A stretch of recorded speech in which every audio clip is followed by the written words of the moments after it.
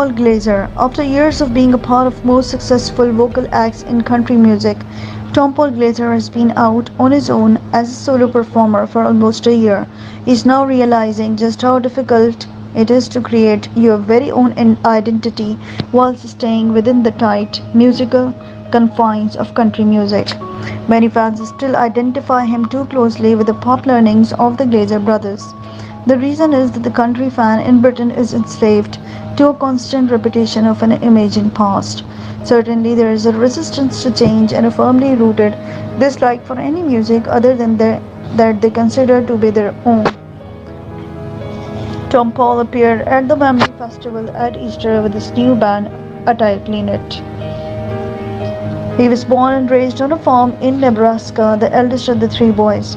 The other two, Chuck and Jim, pleaded with him to be allowed to go to Nashville with him in 1956 to become big stars in country music, but the three boys were so close he could hardly leave them behind.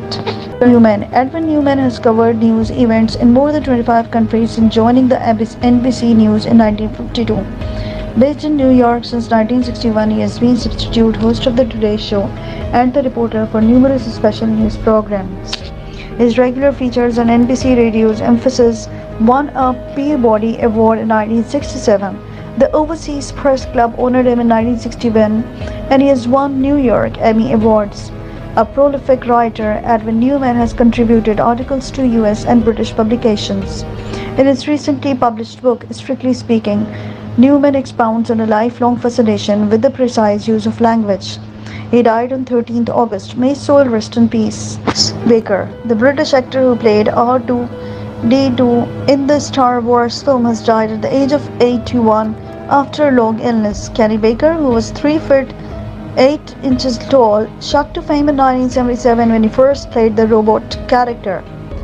He went on to play the character in The Empire Strikes Back and Return of the Jedi, as well as the 3 Star Wars prequels from 1999 to 2005. He also appeared in a number of other much-loved films in the 1980s, including The Elephant Man, Time Bandits, and Flash Gordon. Shirley Brown, American writer and editor whose upbeat, stylish publications beginning in the mid-20th century emphasized sexual and career independence and adventure for a large audience of young women. He died on 13th August. Nancy Griffith, the Texan folk hillbilly singer-songwriter, died on August at the age of 68 after fighting 2 different cancers for 25 years. In my decades of writing about contemporary folk music, I would venture to say there were no performers who possessed more talent than Griffith in the 1980s and early 90s, when she was at her remarkable best. Nancy Caroline Griffith was born on July 6, 1953 in Seguin, TX. The family moved to Austin soon afterward.